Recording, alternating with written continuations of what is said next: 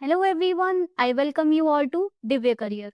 सो students, आज हम discuss करेंगे accounting financial management which is paper 3 of JAIIB, उसके प्रीवियस ईयर क्वेश्चंस का पार्ट 2।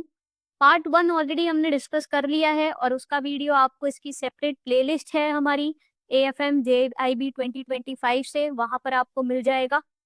ओके, तो जिन्होंने भी वो वीडियो नहीं देखा है, पार्ट 1 भी जरूर से देख लीजिएगा और चैनल को जरूर से सब्सक्राइब कर दीजिए, बेल आइकन प्रेस कर दीजिए, जिससे जब भी हमारे इंपॉर्टेंट वीडियोस आएंगे आपको टाइमली नोटिफिकेशन मिल जाएगा। इन सभी वीडियोस की जो पीडीएफ्स है that I have shared in the Telegram group, उस ग्रुप का लिंक मैंने शेयर कर दिया है डिस्क्रिप्शन बॉक्स।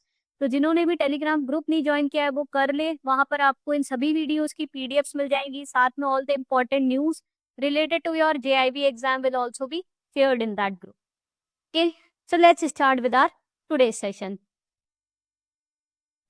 सो आज का फिर फर्स्ट क्वेश्चन रीड करते हैं।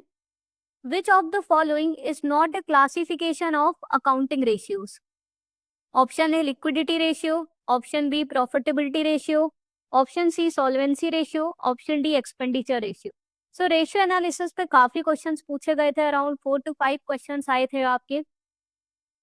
सो इनमें से कौन सा एक रेशियो का टाइप नहीं है? करेक्ट आंसर है ऑप्शन डी एक्सपेंडिचर रेशियो करके कोई रेशियो नहीं है। आपके 4 ग्रुप्स हैं, एक है आपका लिक्विडिटी, प्रॉफिटेबिलिटी, सॉल्वेंसी और फोर्थ ग्रुप है आपका एफिशिएंसी या टर्नओवर रेशियो। उसको हम लोग एफिशिएंसी या टर्नओवर रेशियो कहते हैं।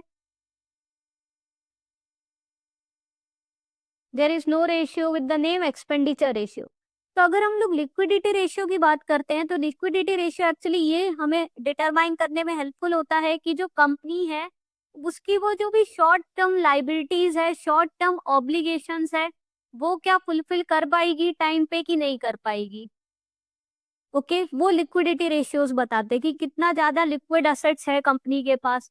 तो वो करेंट रेशियो है, क्विक असेट रेशियो है, कैश रेशियो है, ये डिफरेंट टाइप्स के लिक्विडिटी रेशियो है जो कि ये बताते हैं कंपनी के पास कितना शॉर्ट टर्म असेट्स है जिनसे वो अपनी short term liability efficiently meet कर पाएगी कि नहीं। देन आपका आते हैं प्रॉफिटेबिलिटी रेशियोज में। प्रॉफिटेबिलिटी रेशियो ये बताते हैं कि कंपनीज की जो अर्निंग्स है, ओके, वो कितनी जनरेट होगी, कितना प्रॉफिटेबल ऑपरेशंस रन हो रहे हैं, that it could cover all its operating cost. Okay, तो इसमें आपके gross profit ratio, net profit ratio, PE ratio, return on capital employed, ये सारे प्रॉफिटेबिलिटी रेशियोज हैं which actually helps to assess the business ability to generate the earnings over the time. Next आपकी solvency ratio. Solvency ratio ये बताते हैं कि company कितनी ज्यादा लॉन्ग टर्म में फाइनेंशियल वाइबल रहेगी। लिक्विडिटी रेशियो सिर्फ शॉर्ट टर्म में बताता है कि जो उनकी करंट लाइबिलिटीज है वो कितने प्रॉपरली मीट हो जाएंगी कि नहीं हो जाएंगी। बट कंपनी सॉल्वेंट रहेगी कि नहीं रहेगी लॉन्ग टर्म के लिए, वो सॉल्वेंसी रेशियो से पता चलता है। तो इसमें हम लोग देखते हैं कि कितना ज्यादा डेट लेवल है कंपनी का, कितना ज्यादा क्या उसका कैपिटल स्ट्रक्चर है, कितना वो इक्विटी के थ्रू फंडिंग की गई है, कितना डेट के थ्रू करी गई है। ओके, क्योंकि डेट टू इक्विटी रेशियो बहुत ज्यादा हाई भी नहीं होना चाहिए, क्योंकि डेट क्या है, कंपलसरी ऑब्लिगेशंस है जो उस पे इंटरेस्ट पे करना ही करना है, बट इक्विटी शेयर होल्डर्स को डिविडेंड दिया नहीं दिया चलता है। सो कैपिटल स्ट्रक्चर कैसा है, कितना उसका डेट लेवल है, ओके, क्या वो प्रॉपरली अपने जो भी लॉन्ग टर्म वो कितना वाइबल रह सकती है। तो debt to assets ratio, interest coverage ratio एक बहुत इंपॉर्टेंट इसमें आ जाता है आपका सॉल्वेंसी रेशियो में, कि जो इंटरेस्ट पेमेंट्स जो कर रही है वो कितना एफिशिएंटली मीट कर सकती है from its available earnings. Okay, तो वो इंटरेस्ट कवरेज रेशियो। तो ये, और लास्ट में आपका एफिशिएंसी और टर्नओवर रेशियो। टर्नओवर रेशियो ये बताता है कि कितने अच्छे से कंपनी अपने रिसोर्सेज को डिप्लॉय कर रही है, ओके, और उस पे इनकम जनरेट कर रही है। जैसे स्टॉक टर्नओवर रेशियो, तो कितनी बार कंपनी पूरे साल में अपने स्टॉक्स को सेल करके उसको रेवेन्यू में कन्वर्ट करती है, कितना एफिशिएंटली वो अपने स्टॉक्स को मैनेज कर रही है, कितना एफिशिएंटली वो डेट्स को कलेक्ट कर रही है। डेटर टर्नओवर रेशियो मतलब जो उन्होंने क्रेडिट पे सामान बेचा है वो कितनी जल्दी कैश में कन्वर्ट हो रहा है। क्रेडिटर टर्नओवर रेशियो ये बताता है कि जो उनके पेबल्स हैं, जो कंपनी को पेमेंट करने, वो कितना टाइमली वो पेमेंट अपना ऑब्लिगेशंस फुलफिल कर रही है। तो ये सब बताता है टर्नओवर रेशियो, जिनको हम लोग एफिशिएंसी रेशियो भी कहते हैं, कि कितना एफिशिएंटली कंपनी अपने रिसोर्सेज को एम्प्लॉय कर रही है to produce the income. Okay, so I hope आपको एक थोड़ा सा क्लियर हो गया होगा कि 4 क्लासिफिकेशन क्या है और वो क्या क्या चीजें डिपिक्ट करते हैं। नेक्स्ट हमारा एक न्यूमेरिकल है, वो देखेंगे। A firm has the following financials, total assets given is 10 lakhs, current liabilities 5 lakhs, capital and reserves are 2 lakhs. You have to find the debt equity ratio. So debt equity ratios के लिए आपको date और equity चाहिए। अब आप जब balance sheet बनाते हो कंपनी की, तो यहाँ पर आप जैसे लिखते हो लाइबिलिटीज और एक साइड में आप लिखते हो असेट्स। ओके, तो लाइबिलिटी में सबसे ऊपर क्या होता है, जो नेटवर्थ शो करता है, that is shareholders equity आ जाता है, जिसमें आपका shareholder capital plus reserves आ जाता है। फिर आपका लॉन्ग टर्म ऑब्लिगेशंस आता है, जो कि डेट हो गया सारा long term liabilities. Current liabilities आ जाती है आपकी। ओके, असेट्स में आपके फिक्स असेट्स और करेंट एसेट्स आ जाते हैं। तो ये दोनों साइड हमारा जो टोटल है वो इक्वल होना चाहिए, ये वाला साइड इसके इक्वल होना चाहिए। तो इसी चीज को हम लोग फॉर्मूला में पुट करेंगे। तो लाइबिलिटीज में आपका क्या है, कैपिटल एंड रिजर्व, जो कि शेयर होल्डर इक्विटी का पार्ट हो गया। सो वो लिखेंगे capital and reserves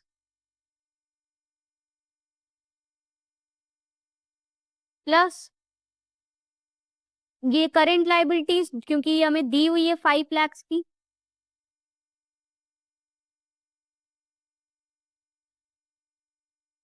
plus long term funding में हम लोग इसी को हम लोग डेट मान रहे हैं कि जो हमने आउटसाइड से रेस किया है पैसा लोन्स के through, that is equal to total assets.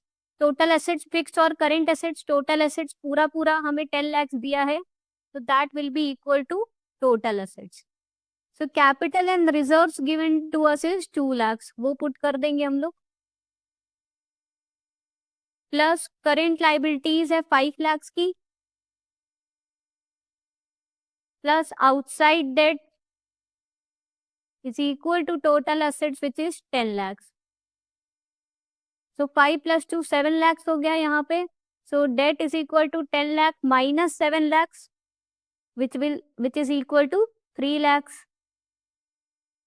Date to equity ratio निकालना है हमें। डेट आ गया हमारा कितना है, 3 lakhs का, और इक्विटी क्या है, shareholders capital plus reserve ही होता है, विच इज 2 lakhs। सो हमारा आंसर आ गया 3:2।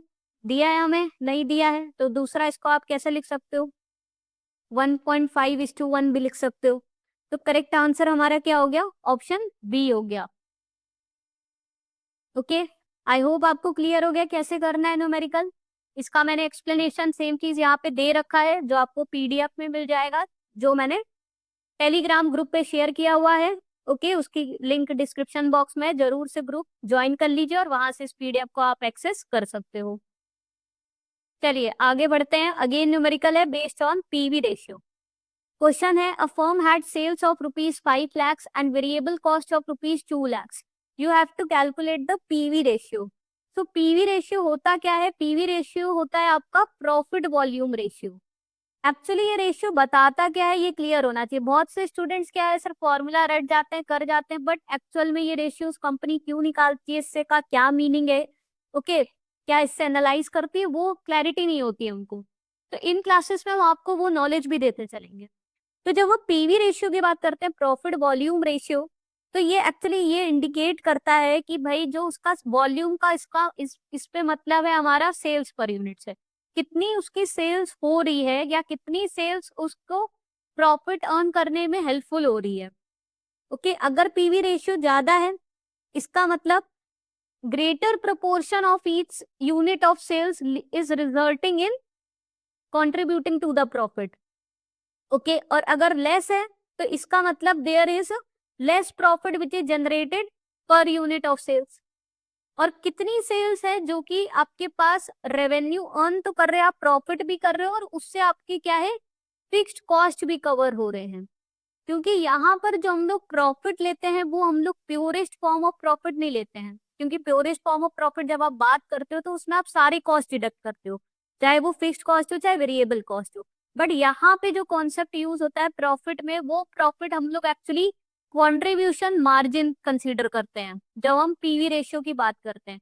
क्योंकि कॉन्ट्रीब्यूशन में क्या होता है, इसमें जो कॉस्ट लेते हैं वो ही कॉस्ट लेते हैं that is related to the product cost. आप उतना यूनिट और प्रोड्यूस करके सेल कर रहे हो, उसकी वजह से लगने वाला cost, so that is the variable cost. तो यहाँ पर आप सिर्फ वेरिएबल कॉस्ट को कंसिडर करते हो, क्योंकि फिक्स्ड कॉस्ट आप मान के चलते हो that is independent of the number of units you are producing और सेलिंग। ठीक है, आप कितना भी सामान बेचो ना बेचो, प्रोड्यूस करो नहीं करो, लेकिन जो फिक्स्ड कॉस्ट है, अगर आपने बिल्डिंग रेंट पे ली है वो तो आपकी लगनी है। आपने कुछ एम्प्लॉयज हायर करे हैं, परमानेंट एम्प्लॉय, उनको सैलरी देनी है, भले ही आपका बिजनेस हो ना हो, तो वो फिक्स्ड कॉस्ट इस पे प्रोडक्ट कॉस्ट नहीं होती है। ठीक है, तो इस पे PV ratio we consider is contribution margin. So PV ratio यहाँ पर जो फॉर्मूला यूज होता है that is contribution margin upon sales into 100।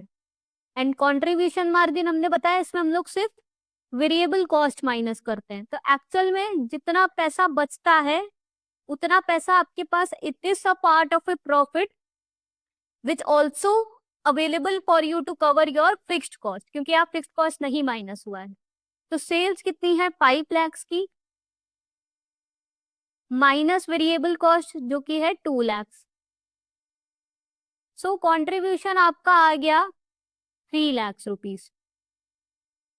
ये कंट्रीब्यूशन आ गया। अब बस आपको फॉर्मूले में पुट करना है, contribution is equal to 3 lakh upon sales which is 5 lakh into 100। ये सारे जीरो कट जाएंगे, 520 जा 60%। सो पीवी रेशियो है 60%। This is not the net profit ratio but this is the profit volume ratio. अब इसी 60% में आपको फिक्स्ड कॉस्ट भी कवर करने हैं। ठीक है, सो करेक्ट आंसर है ऑप्शन बी। इसका एक्सप्लेनेशन भी यहाँ पर मैंने दे दिया है, जो आपको पीडीएफ में मिल जाएगा। Next question, which of the following is not a long term solvency ratio? Option A capital gearing ratio, option B debt to equity ratio, option C fix asset to long term funds ratio, option D quick ratio. तो long term solvency ratio इनमें से कौन सा नहीं है?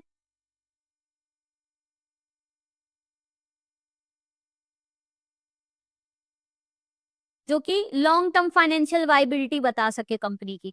Correct answer है option D quick ratio. ये easy question था। क्विक रेशियो आपका लिक्विडिटी रेशियो होता है। बाकी ये तीनों ही सॉल्वेंसी रेशियो है, कि जो कि एक्चुअली कंपनी की लॉन्ग टर्म फाइनेंशियल वाइबिलिटी बताते हैं।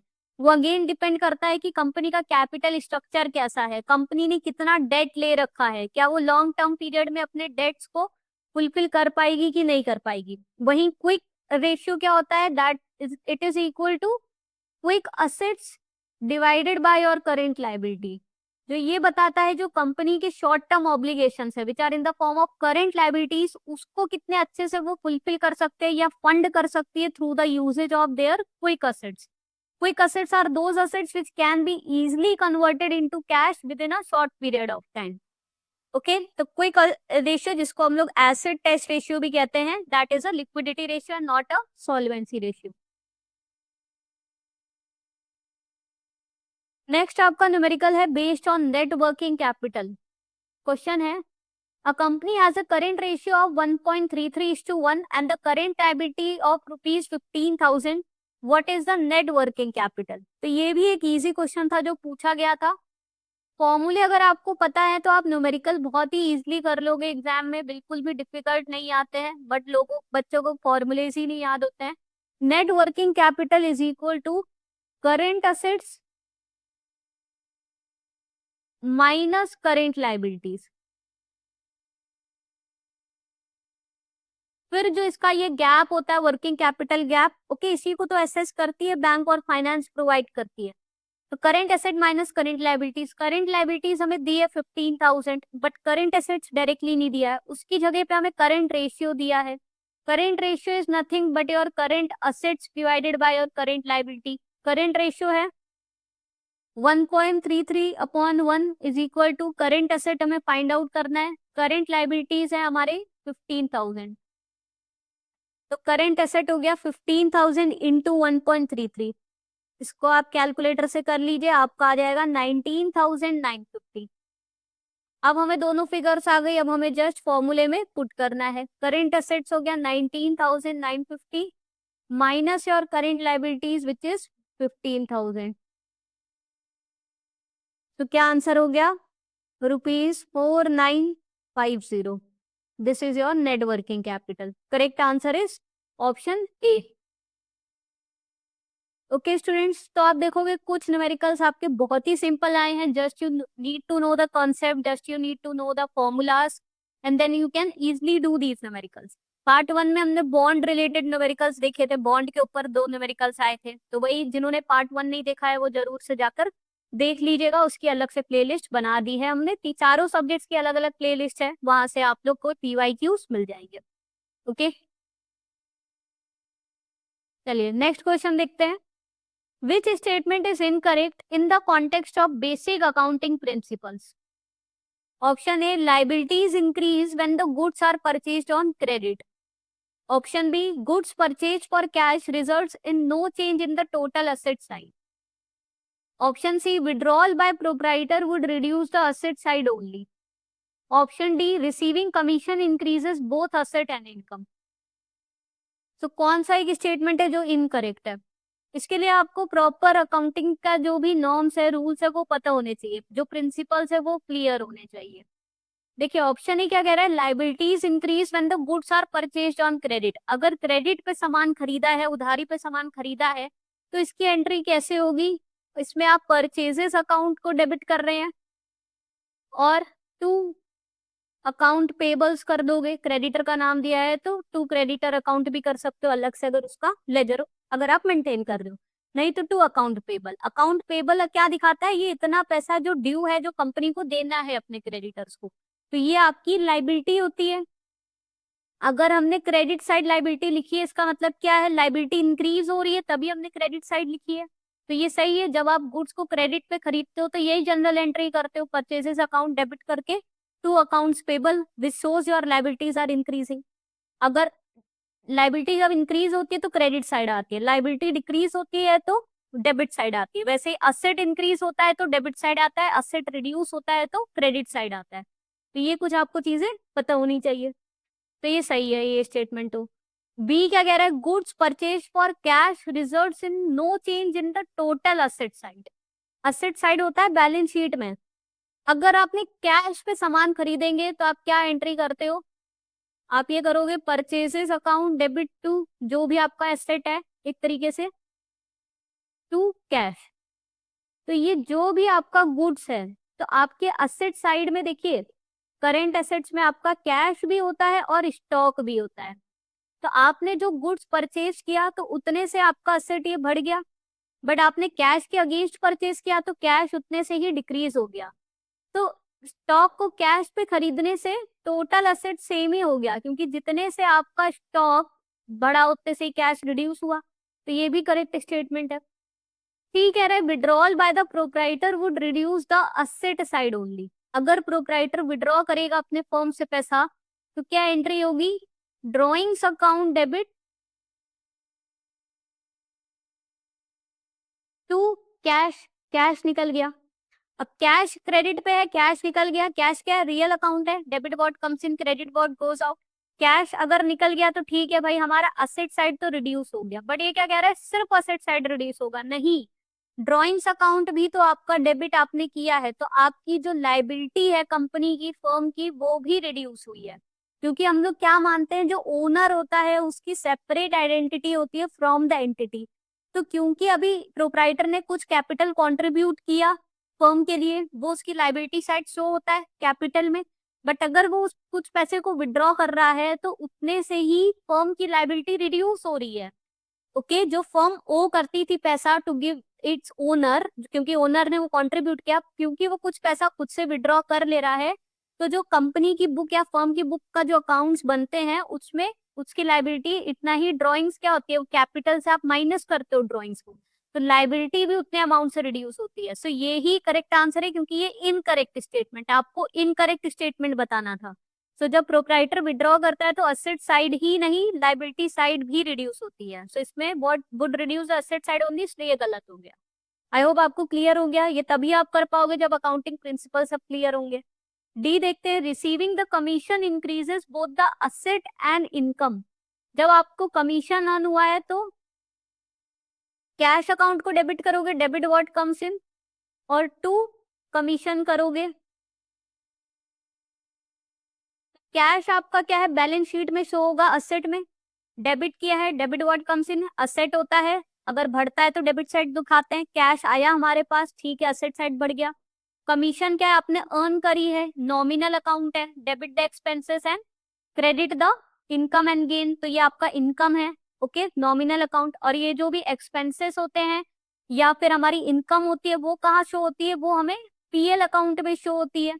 तो कमीशन आपकी इनकम है, तो उससे आपकी इनकम भी बढ़ी। पीएल अकाउंट में इनकम साइड बढ़ेगी और बैलेंस शीट में आपकी असेट साइड बढ़ेगी। तो ये क्लैरिटी होनी चाहिए कि जो जो अकाउंट्स इसको कहाँ कहाँ हिट करेंगे, बैलेंस साइड की असेट साइड बढ़ेगी और पीएल स्टेटमेंट की इनकम साइड बढ़ेगी। तो ये भी आपका करेक्ट है। तो आपका आंसर क्या हो गया, ऑप्शन सी हो गया, because C is the incorrect statement. Okay, clear हो गया। आगे बढ़ते हैं, नेक्स्ट देखते हैं। ये बहुत ही इजी न्यूमेरिकल था, based on depreciation straight line method. Question पढ़ते हैं। An asset has a salvage value of rupees 5,000, a useful life of 5 years, and is depreciated at the rate of 10,000 per year under the straight line method. What is the original cost of the asset? So, जब straight line method use होता है तो उसमें हम लोग same amount of depreciation हर साल लगाते हैं असेट पे। तो इसका फॉर्मूला क्या होता है under straight line method, depreciation per year, हर साल सेम ही डेप्रिसिएशन लगता है, is equal to cost of asset minus salvage value divided by the useful life of asset. ये फॉर्मूला होता है, इसका पता होना चाहिए। कॉस्ट क्या है असेट की, वही तो हमें निकालनी है, ओरिजिनल कॉस्ट निकालनी है। सैल्वेज वैल्यू दी है, डिप्रिसिएशन हर साल असेट पे 10,000 का हो रहा है। सो 10,000 इज इक्वल टू कॉस्ट, हमें निकालनी है सैल्वेज वैल्यू, कबाड़ की वैल्यू जो बची है 5,000। एक्चुअल में कितने साल ये चली, यूजफुल लाइफ कितनी थी इसकी, 5 ईयर्स, तो डिवाइडेड बाय 5। तो कुछ नहीं है, 50,000 is equal to cost minus 5,000। So cost is equal to 55,000 हो गया। बहुत ही सिंपल ये क्वेश्चन था, ठीक है। अगर आपको डेप्रिसिएशन का कॉन्सेप्ट क्लियर है, फॉर्मूलेस याद है, you can easily do it. तो करेक्ट आंसर हो गया option B, which is 55,000। Okay, ये इसका एक्सप्लेनेशन भी है जो मैंने बताया, पीडीएफ में आपको मिल जाएगा। नेक्स्ट क्वेश्चन देखते हैं। Again it is a numerical based question. A company has recorded net profit after tax for the year equals to rupees 5 lakhs. Preference capital given is 1 lakhs and preference dividend is 8% per annum. Number of outstanding equity shares is 50,000. Calculate the EPS per share. So EPS earnings per share क्या होता है, profit after tax but minus the preference dividends. क्योंकि EPS हम लोग निकालते हैं equity share holders के लिए, divided by number of shares outstanding. So profit after tax हमें दिया है कितना है, 5 लाख रुपीस का, माइनस इसमें हमें क्या करना है, प्रेफरेंस डिविडेंड। प्रेफरेंस डिविडेंड है 8% ऑफ द प्रेफरेंस कैपिटल होएगा। सो 8% of 1 lakh divided by number of shares, equity shares outstanding which is 50,000। तो ये हो गया आपका फॉर्मूला। इसमें अब आपको बस ये फिगर्स ही पुट करनी होती है, इसको आप सॉल्व कर लीजिए, आपका आ जाएगा answer 5 lakh minus 8,000 divided by 50,000। 5 lakh minus 8,000 is 4,92,000 divided by 50,000। ये पूरा ही अर्निंग्स पर शेयर ही निकाल दिया है।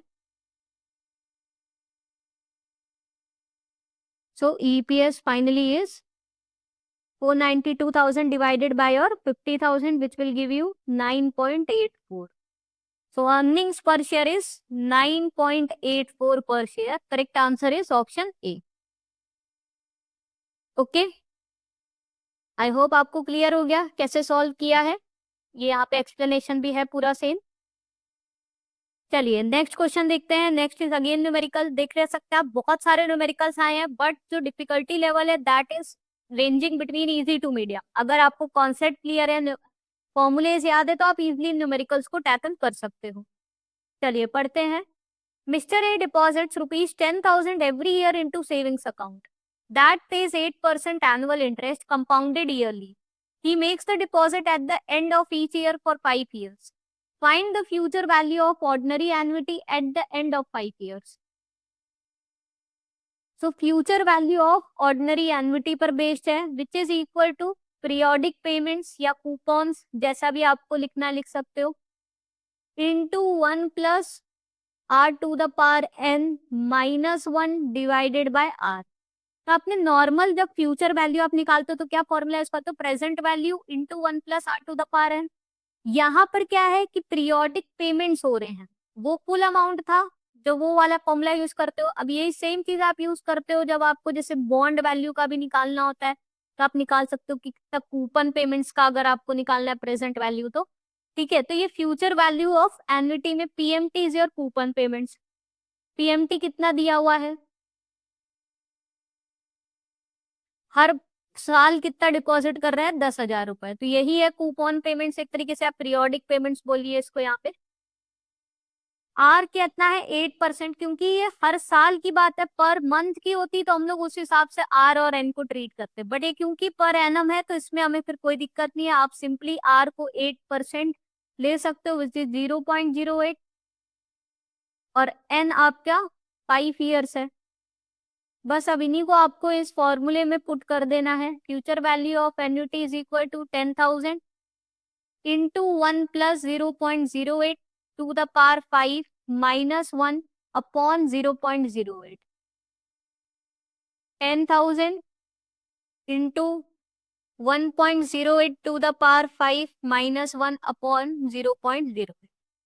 सो 1.08 टू द पावर 5 आप अपने कैलकुलेटर से निकाल सकते हो। 1.08 टाइप करिए और इनटू का साइन प्रेस करिए और इक्वल टू करिए, तो जितनी पावर है उससे एक कम बार प्रेस करिएगा। Is equal to is equal to is equal to is equal to, तो आपको 1.08 टू द पावर 5 का आंसर मिल जाएगा। क्योंकि आप modern calculator, scientific calculator use नहीं कर सकते हो, तो सिंपल कैलकुलेटर में इस तरीके से पावर्स कैलकुलेट किए जाते हैं। जो भी बेस है उसको लिख दीजिए और इनटू और इज इक्वल टू का साइन प्रेस करिए, तो ये आपका आ जाएगा 1.08 की पावर 5 आपकी 1.4693 आ जाएगी। सो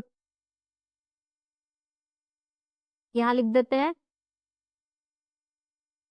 10,000 into 1.4693 minus 1 divided by 0.08, which is 10,000 into 1.4693 minus 1, तो 0.4693 ही बचा, डिवाइडेड बाय 0.08।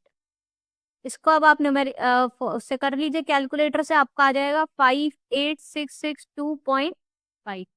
राउंड ऑफ कर देना है 58,663। ऑप्शन बी आपका राइट आंसर हो गया। ओके, तो ये फ्यूचर वैल्यू ऑफ एन्युटी या present value of ordinary annuity. अगर इसी में ऑर्डिनरी एन्युटी की जगह एन्युटी ड्यू वर्ड होता तो इसी में हम लोग इंटू 1 प्लस आर कर देते, क्योंकि वहां पर एक एडिशनल एन्युटी पेमेंट होता है, because that is done at the beginning of each period. Ordinary annuity में हम लोग मानते पेमेंट्स आर मेड और received eight the end of period, तो ये फॉर्मूला यूज होता है। वही एन्युटी ड्यू होता तो इंटू 1 प्लस आर भी हो जाता। Okay, so correct answer option B हमारा आ गया।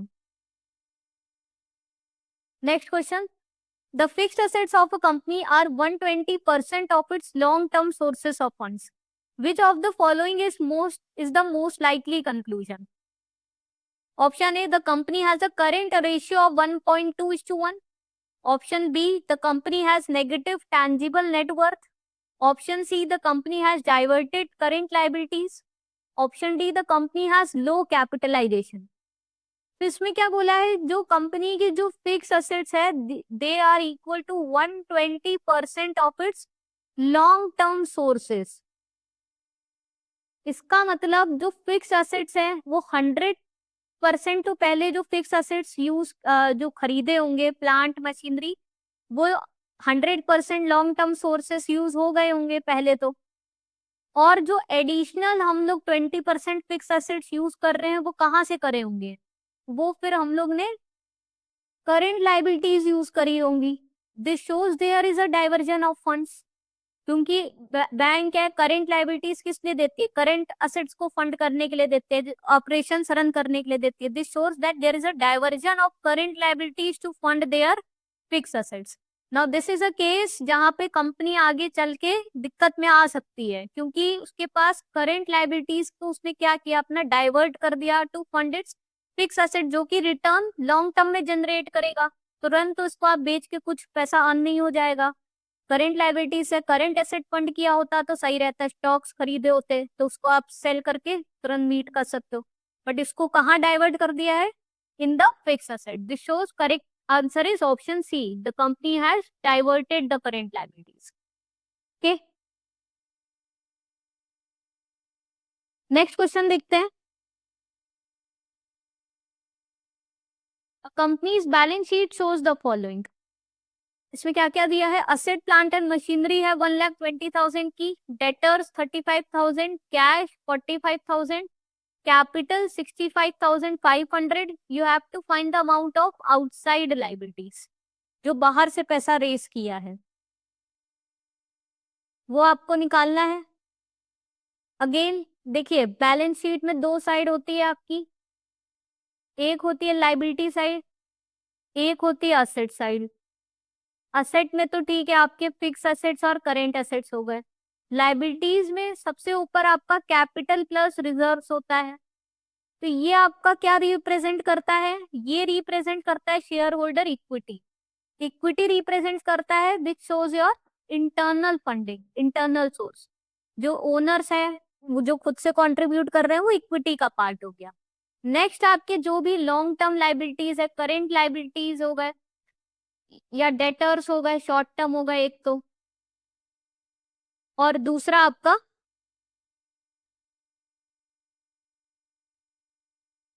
आउटसाइड लाइबिलिटीज में हम लोग मान रहे हैं जो उसने लॉन्ग टर्म सोर्सेस से पैसा रेस किया है, ये सब बाहर से फंड रेस किया है। तो इसका साइड इसके इक्वल होना चाहिए, लाइबिलिटीज का साइड इसके असेट्स के इक्वल होना चाहिए। Okay, sorry, not the debtors but the creditors. Okay, so ये जो भी इनका क्रेडिटर है और जो भी ये शॉर्ट टर्म लाइबिलिटीज है या लॉन्ग टर्म लाइबिलिटीज है, ये सारी क्या हो गई, आउटसाइड लाइबिलिटी हो गई।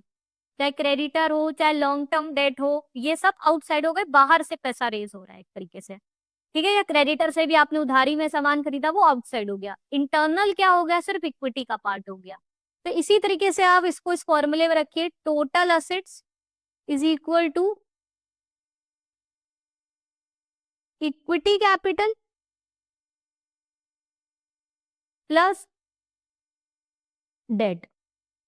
सो टोटल असेट्स में आपका fix asset, asset plant and machinery हो गया 1,20,000 का, प्लस करेंट असेट्स में आपका क्या क्या दिया है, डेटर और कैश दिया है। सो 35,000 प्लस 45,000, ये आपका करेंट असेट्स है। These denote your current assets and this denotes your fixed assets is equal to internal source of fund which is through equity. Equity capital कितना है 65,500 प्लस जो आउटसाइड लाइबिलिटीज है जो कि डेट के फॉर्म में, वो आप शॉर्ट टर्म भी हो सकती है लॉन्ग टर्म भी हो सकती है, यानी क्रेडिटर्स जो शॉर्ट टर्म भी हो सकती है और लॉन्ग टर्म भी हो सकती है, जो आपने बाहर से बोरो करे हैं पैसे। तो बस इसी को पुट कर देना है अब इसमें। तो 1,20,000 प्लस 35 प्लस 45 आपका आ गया 80,000। तो ये आपका टोटल हो गया 2 lakhs। 2 lakhs is equal to 65,500 plus debt. इसको आप माइनस कर दीजिए, आपका आ जाएगा 1,34,500। करेक्ट आंसर ऑप्शन सी हो गया। आई होप आपको एकदम अच्छे से क्लियर हो गया, क्योंकि लाइबिलिटीज में आपकी दो चीजें होती है, एक इंटरनल सोर्स होता है फंड रेज करने का, एक एक्सटर्नल सोर्स होता है। तो हमसे आउटसाइड ही पूछा, एक्सटर्नल सोर्स पूछा, यानी हमें टोटल डेट फंडिंग पूछी है, which could be in the form of long term और the short term. It could be the bills payable, creditor और the long term borrowings you have availed from the bank. और assets में fix assets और current asset हो गया। Fix assets ये हो गए हमारे प्लांट मशीनरी 1,20,000, और करेंट असेट्स में हमारे कैश और डेटर्स हो गए। तो दोनों को प्लस कर दिया तो टोटल असेट साइड आ गई, which is equal to equity capital which is internal source of fund, plus outside liability, यानी कि जो डेट्स हम लोग डिनोट कर सकते हैं उनको ऐड कर दिया। तो आपका करेक्ट आंसर आ गया 134,500। ओके, तो इजी था ये क्वेश्चन भी। थोड़ा सा आपको डिफिकल्ट लग सकता है अगर आपको इस तरीके से बैलेंस शीट माइंड में क्लियर नहीं हो तो, बट होनी चाहिए और आप इजिली कर सकते हो। ओके, नेक्स्ट क्वेश्चन देखते हैं। Last year a companies current ratio was 3:1 and its quick ratio was 2:1. This year the current ratio remains the same, which is 3:1, but the quick ratio has fallen to 1:1. What does this change indicate? So current ratio आपका क्या होता है? Current assets divided by current liabilities, और quick ratio होता है quick assets by current liabilities, which is actually equal to current assets minus inventories minus prepaid expenses divided by current liability। यही होता है। तो अगर करंट रेशियो सेम है, इसका मतलब करंट एसेट जितने से बढ़ा घटा उतने से ही करंट लायबिलिटी बढ़ी घटी, तो सेम रहा पिछले साल से इस साल भी। बट क्विक रेशियो क्या हो गया, पहले अगर वो 2:1 था तो वो गिर के 1:1 हो गया। तो जो करंट एसेट है देखिए उसमें तो कुछ फर्क आया नहीं होगा, क्योंकि करंट रेशियो भी सेम है। तो फर्क आया होगा यहाँ पे स्टॉक या प्रीपेड एक्सपेंसेस में। अगर क्विक रेशियो बढ़ गया, इसका मतलब जो आपका स्टॉक है या तो वो बढ़ा होगा या प्रीपेड एक्सपेंसेस बड़े होंगे, तभी क्विक रेशियो बढ़ा है। तो करेक्ट आंसर क्या हो गया? What does this change indicate? This indicates that there is an increase in inventory level. Option A is the right answer. अगर ये डिक्रीज होगा, अगर ये स्टॉक माइनस करने वाला कम हो जाएगा, तब तो क्विक रेशियो का क्विक असेट्स बढ़ जाएगा, तो ये गलत हो गया। Increase in trade receivables, receivables बढ़ गया यानी करंट एसेट्स बढ़ गया। अगर करंट एसेट्स बढ़ता तो करंट रेशियो पे भी फर्क पड़ता, और करंट एसेट बढ़ता तो क्विक रेशियो घटता नहीं, बढ़ता उल्टा, तो ये भी गलत हो गया। There is a decrease in current liability, again current liability denominator का पार्ट अगर ये कम हुई होती तो करंट रेशियो पे भी फर्क पड़ता, करंट रेशियो भी बढ़ता। बट क्योंकि करंट रेशियो सेम रहा नेक्स्ट ईयर, तो लायबिलिटी का असर क्विक रेशियो पे नहीं हुआ है। इसका मतलब किसका फर्क पड़ा है? स्टॉक या प्रीपेड एक्सपेंसेस में कोई चीज बढ़ी या घटी है। क्योंकि क्विक रेशियो कम हुआ है, इसका मतलब स्टॉक और प्रीपेड एक्सपेंसेस में कोई चीज इंक्रीज हुई है। ओके, नेक्स्ट काफी सिंपल क्वेश्चन था, directly based on the formula. So which of the following correctly represents stock turnover ratio? Option से stock turnover ratio is equal to cost of goods sold into average stock. Option B stock turnover ratio is equal to cost of goods sold divided by average stock. Option C stock turnover ratio is equal to sales into average stock. Option D sales stock turnover ratio is equal to sales divided by average stock. So इसका correct answer होगा option B. Stock turnover ratio ये बताता है कितना efficiently एक company अपनी inventory को manage कर रही है। एक्चुअली कितनी बार साल में उसका स्टॉक्स को वो कन्वर्ट कर पाती है कैश में, कितनी बार उसका स्टॉक बिक रहा है, सेल्स में कन्वर्ट हो रहा है, वापस से रिप्लेनिश हो रहा है। Okay, so cost of goods sold divided by your average inventory. So cost of goods sold किससे निकालते हैं? Opening stock plus purchases plus direct expenses minus closing stock divided by average inventory करते हैं। ऐसा क्यों करते हैं? एवरेज क्यों लेते हैं? क्योंकि जो स्टॉक की फिगर है एवरेज असेट्स की, वो आपको दिखती है बैलेंस शीट में। बैलेंस शीट प्रिपेयर होती है at the end of the year as on 31 March. अगर आप सिर्फ वो स्टॉक ले लोगे क्लोजिंग स्टॉक, तो उसमें क्या होगा, ऊपर और नीचे में डिफरेंस आ जाएगा। क्योंकि यहाँ पर जो आप परचेजेस ले रहे हो, डायरेक्ट एक्सपेंसेस ले रहे हो, ये आप पीएल स्टेटमेंट से लेते हो। पीएल स्टेटमेंट प्रिपेयर होता है फॉर द पीरियड, पूरे साल का रिप्रेजेंट करता है। बट जो बैलेंस शीट होती है वो सिर्फ क्लोजिंग चीजें रिप्रेजेंट करती है, क्योंकि वो बनती है as on the date which is as on 31 March. इसीलिए ये डिस्क्रिपेंसी ना हो, इसलिए हम लोग इसमें एवरेज स्टॉक ले लेते हैं which is opening stock plus closing stock divided by 2। Okay, जिससे कि ऐसा ना हो कि सिर्फ हमने एंडिंग का पार्ट ले लिया और फिर वो डिस्क्रिपेंसी अराइज ना हो, क्योंकि ऊपर वाली चीजें आप पीएल स्टेटमेंट से लेते हो जो कि पूरे ईयर का रिप्रेजेंट करती है फॉर द ईयर। और स्टॉक जो आप यहाँ लेते हो that is taken from the balance sheet, इसीलिए ओपनिंग प्लस क्लोजिंग अपॉन 2 करते हैं, एवरेज स्टॉक लेते हैं। तो ये चीज भी आपको इससे क्लियर हो गई होगी। नेक्स्ट है कॉस्टिंग्स के ऊपर काफी क्वेश्चन आए थे थ्योरेटिकल बेस्ड, देखते हैं। So question है contract costing is considered more useful than job costing when dash. Option A, the job is small and repetitive in nature. Option B, work is performed at the manufacturer workshop. Option C, contract is large, site specific and spans a long duration. Option D, when indirect cost forms a major part of the total cost. तो इनमें से आप कब contract costing use करते हो? Correct answer है option C.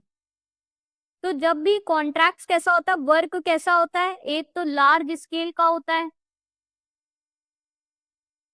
Longer duration का होता है, ज्यादा टाइम पीरियड लग रहा है उसको खत्म होने में, and it is site specific.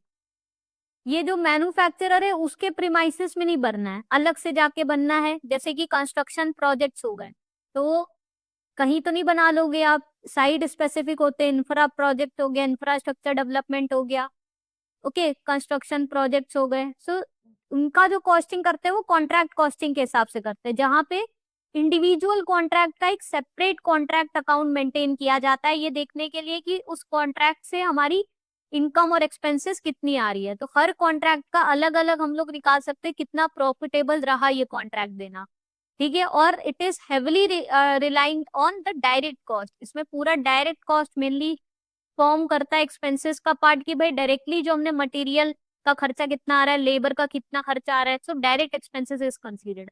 अगर जॉब स्मॉल है, रेपिटेटिव इन नेचर है, अगर वो खुद ही जिसने दिया है उसी के वर्कशॉप में कंप्लीट होना है, indirect cost forms a major part. तो ये सब करेक्टरिस्टिक्स होते हैं जॉब कॉस्टिंग के। कॉन्ट्रैक्ट कॉस्टिंग के ये सब करेक्टरिस्टिक्स है कि लार्ज कॉन्ट्रैक्ट है, it is site specific because construction project है तो वहीं पर ही आप करोगे। लॉन्गर ड्यूरेशन, टाइम पीरियड ज्यादा है, direct cost forms the major, it is mainly relied on direct cost forms the major proportion of the cost. तो ये करेक्टरिस्टिक्स होते हैं कॉन्ट्रैक्ट कॉस्टिंग के। ओके, नेक्स्ट क्वेश्चन है which of the following statements correctly defines marginal costing. Marginal costing से कौन सा एक स्टेटमेंट करेक्ट है? पहला है both variable cost and fixed cost are considered as a part of product cost. Option B, it is a technique of costing where only variable cost is considered in product costing and fixed costing are treated as period cost focusing on the impact of output changes on the profit. Option C, it is a system where historical costs are used to prepare the flexible budget for each cost center. Option D, it is a method of costing designed primarily for the tax compliance and statutory reporting under accounting standards. So इनमें से कौन से statement है that correctly represents the characteristics of marginal costing? Right answer is option B.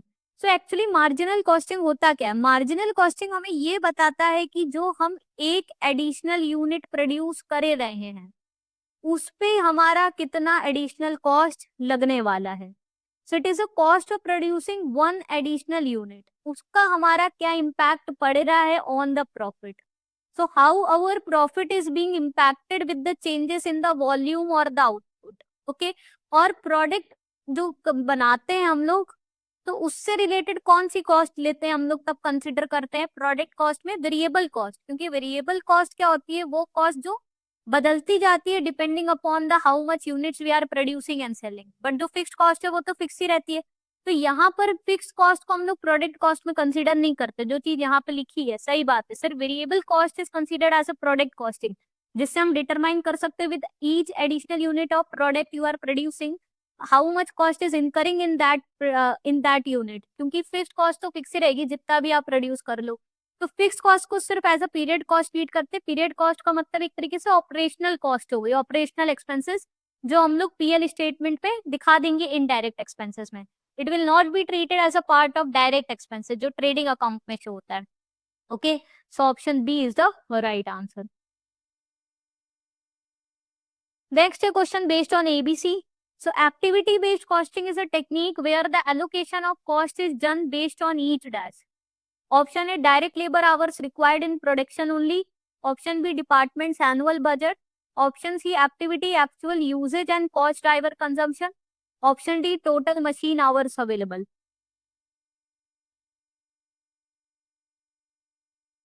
तो अब activity based costing क्या होती है?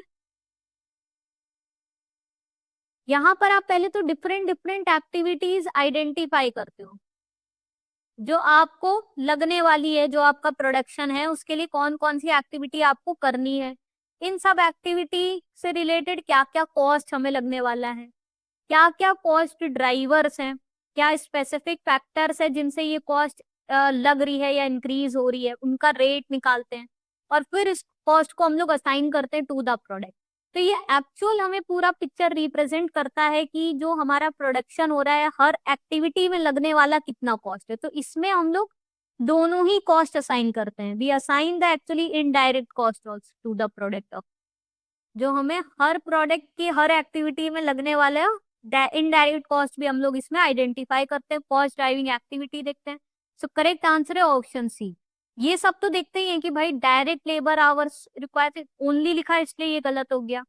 डिपार्टमेंट एनुअल बजट से नहीं मतलब है, मशीन आवर्स अवेलेबिलिटी ये भी देखते हैं, लेकिन सिर्फ यही नहीं देखते। तो कंप्लीट आंसर कौन सा कुछ ऑप्शन दे रहा है कि हर एक्टिविटी का कितना एक्चुअल यूजेज हो रहा है, हर एक प्रोडक्ट बनाने में क्या क्या कॉस्ट ड्राइवर्स हैं, फैक्टर्स है जो इस कॉस्ट की तरफ लग रहे हैं। Okay, and then you apportion the cost to the different products or jobs. Next question is based on GST. So under GST law, if an invoice is issued on 15th June 2024 and supplier received the payment on 12th July 2024, on this basis, when is the due date for the payment of GST and filing of GSTR 3B? So देखिए ये question कैसे करते हैं, इसमें हम लोग निकालते हैं time of supply. Time of supply का फॉर्मूला क्या होता है? It is considered as earlier to the either the date of issuance of invoice, invoice कब इशू करी, और the date of receipt of payment by the supplier.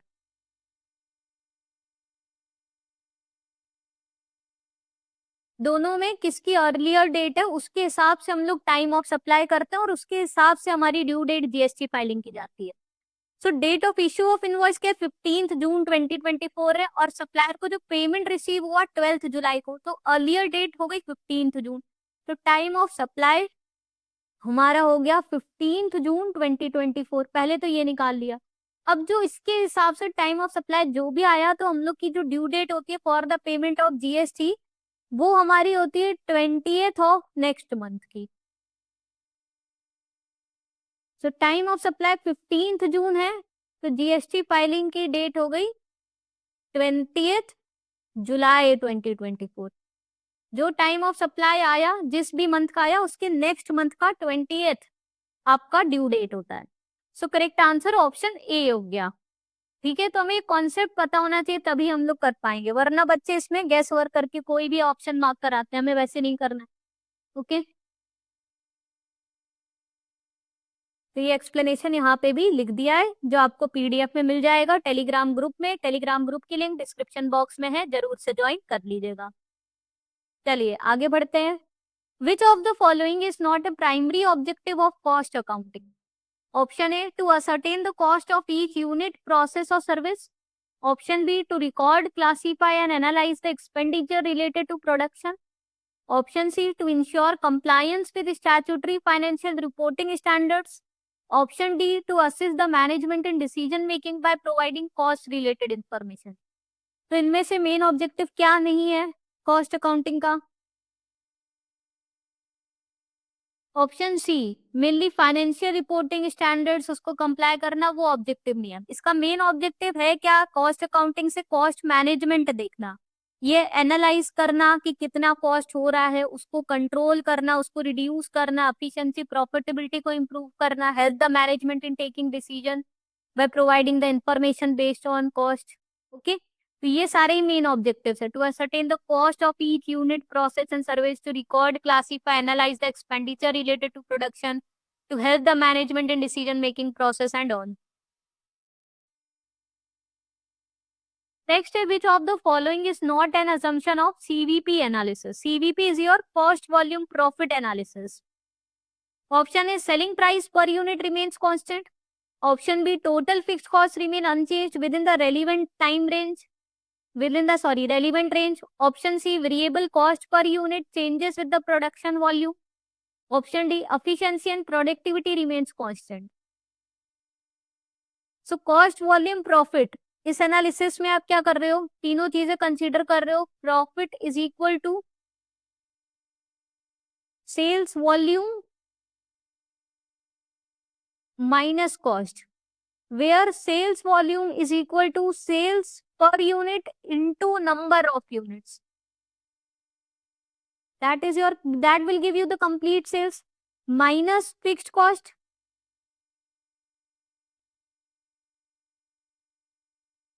and variable cost. Now variable cost again varies with the number of units you are selling. तो इसमें आप एक तरीके से क्या क्या अज्यूम करके चल रहे हो? इसमें आप ये अज्यूम कर रहे हो कि जो सेलिंग प्राइस है for every unit is going to remain constant, तभी आपने टोटल सेल्स जो सेलिंग प्राइस है वो सेम ही लगा दिया for every number of units, ये अज्यूम कर रहे हो।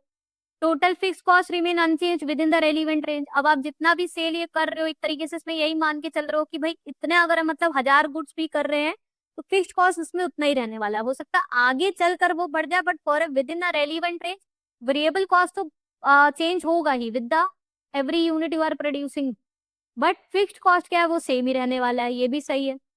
Variable cost per unit is changing with the volume, अगर वेरिएबल कॉस्ट चेंज हो रहा होता तो ये फॉर्मूला हम लोग यूज ही नहीं कर पाते। यहाँ पर हर बार अगर कॉस्ट अगर डिफरेंट आता with the change in unit तो ये गलत हो जाता है, इसीलिए ये अजम्पशन नहीं है। And efficiency and productivity is also remaining constant because every time you are selling the same number of units you are having the same cost. Okay, तो एफिशिएंसी सेम है, प्रोडक्टिविटी सेम है, तो ये सारे assumptions है इसके CVP के, तभी एक्चुअल में हम लोग ये फॉर्मूला यूज कर पाते हैं टू फाइंड द प्रॉफिट। तो करेक्ट आंसर ऑप्शन सी हो गया, which is actually not the assumption. जो कह रहा है variable cost per unit changes with the production volume, ये बल्कि बोलता है वेरिएबल कॉस्ट हर यूनिट का सेम ही रहता है, तभी आप यहाँ पे कांस्टेंट फिगर लगा पाते हो। You just multiplied with the number of units. Okay,